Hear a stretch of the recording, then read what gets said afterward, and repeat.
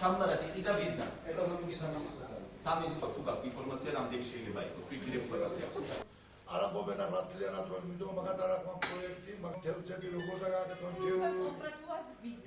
კარგით, ესე იგი მოგესალმებით ჟურნალისტებსაც მივესალმოთ ხალხო, მოგესალმებით ტელევიზიები, რომლებმაც ამ თემაზე არაერთხელ გააშუქებენ, მაგრამ ყურადღება და რა თქმა უნდა ხელისუფლებას იმიტომ კერძო კომპანიებთან მოლაპარაკება იმ კუთხეზე.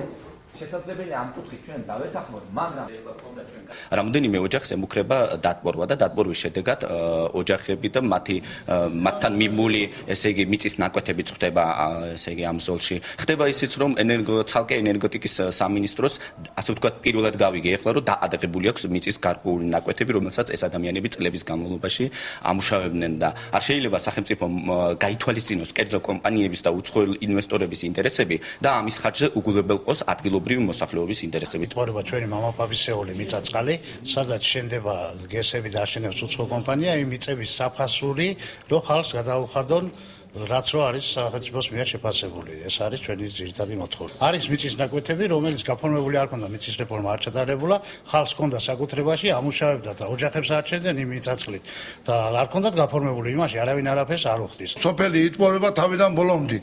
ქვევით უკმაყოფილებენ კაპიკებში, თლიანი სოფელი იტყორება 470 მოსახლე.